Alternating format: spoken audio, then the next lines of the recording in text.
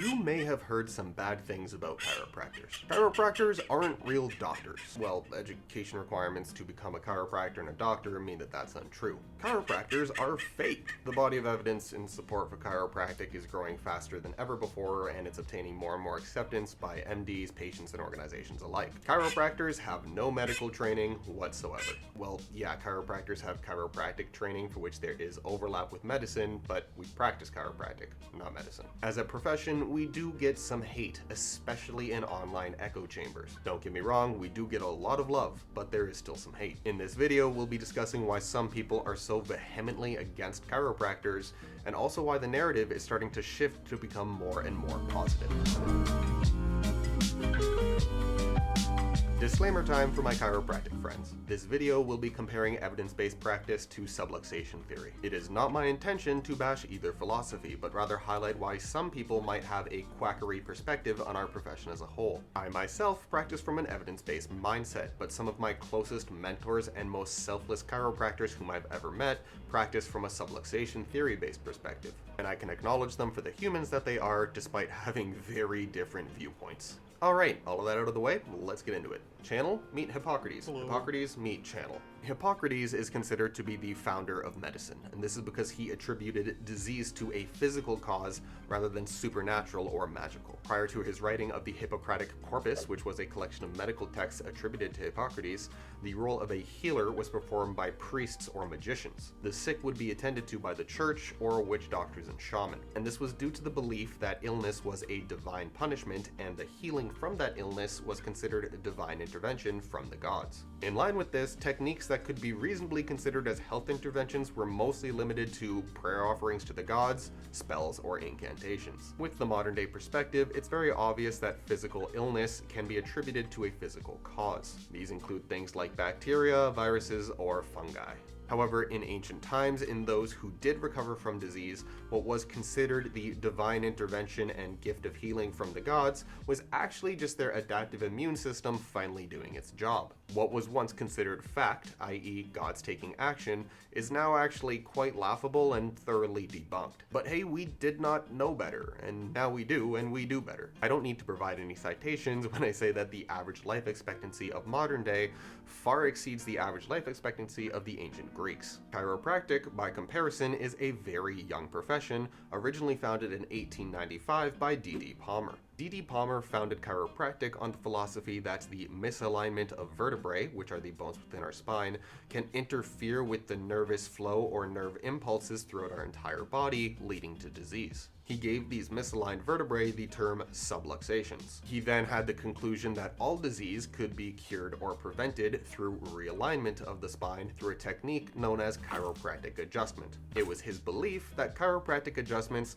eliminated subluxations, which then restored proper nervous flow, which then promoted health and prevented disease. Upon opening the very first chiropractic school in 1897, the Palmer School of Chiropractic, he began teaching this subluxation theory to the very first generation of chiropractors to ever exist. Now, as a quick aside, a medical subluxation is a very real thing. It's the partial dislocation of any two articulating surfaces. These are measurable and observable. However, a chiropractic subluxation in the manner for which D.D. Palmer was referring to one isn't as easily so. They are not synonymous to medical subluxations and admittedly have sparked quite a bit of debate within the profession. But that's a whole nother video, let's not get too into it. Now let's look at these origins of both medicine and chiropractic. I would hope to God that every modern physician agrees that spells and incantations are not as effective at fighting off a bacterial infection when compared to antibiotics. Outside of potential placebo effects, you're really not going to see any benefit from doing that. However, the only reason that this is now so obvious to us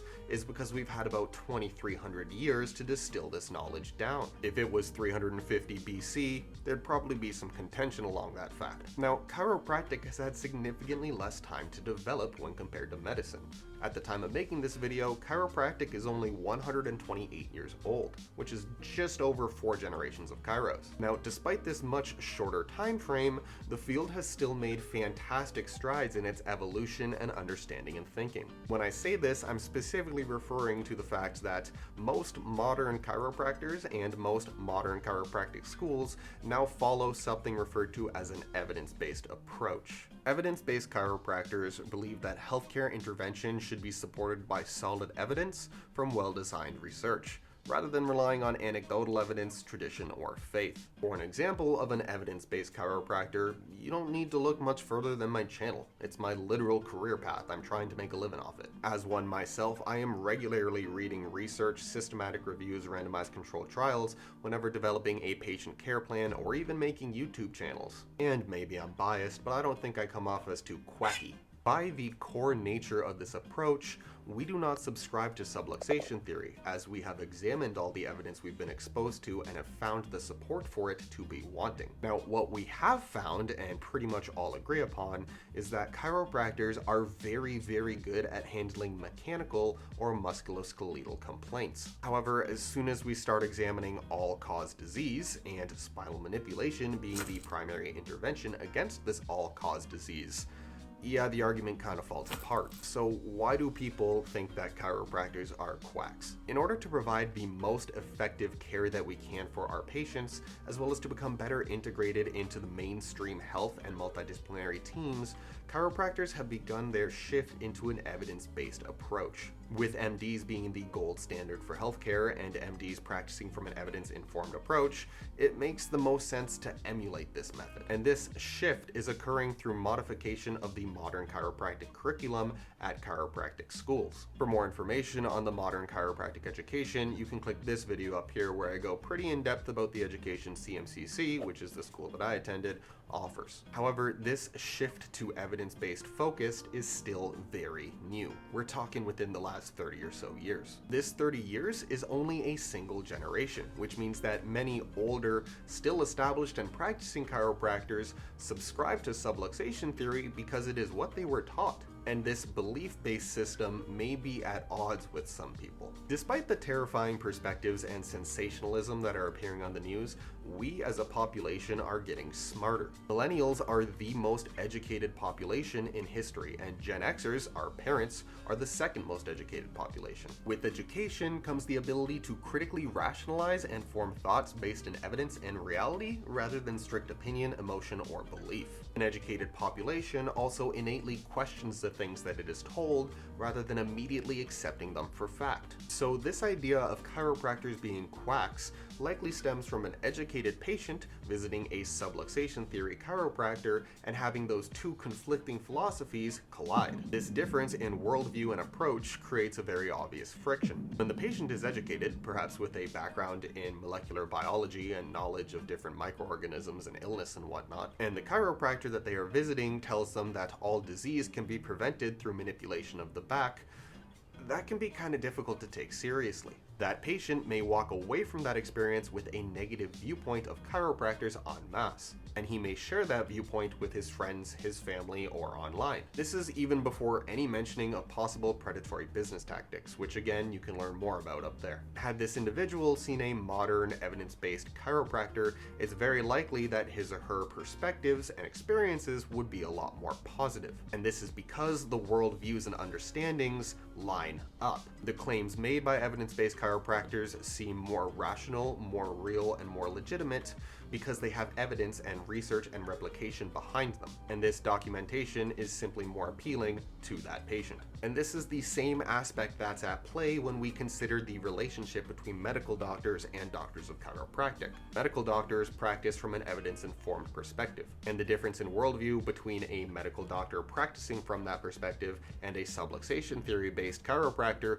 creates that friction and that natural disliking. Whereas the similarities in approach between medical doctors and evidence-based chiropractors does not create friction, and instead it lays the groundwork for multidisciplinary teamwork, which, as I established in the previous video, is pretty much the gold standard for all things healthcare. Again, it's up there. In summary, chiropractic is a very young field which has begun its even younger shift into an evidence-informed model. And when compared to the beginnings of medicine, the beginnings of chiropractic look comparatively questionable. The idea of chiropractors being quacks likely stems from patients seeing a chiropractor who holds different world viewpoints than their own. If you're one of these people who's seen a chiropractor and had a negative viewpoint, either because you didn't like what you were being told or you didn't believe what you were being told, I urge you to visit another one when the time is right for you. You may be the kind of person who's more readily open to seeing an evidence-based chiropractor because, again, that commonality of worldview. And finally, because chiropractic schools are beginning to push this evidence-based mindset,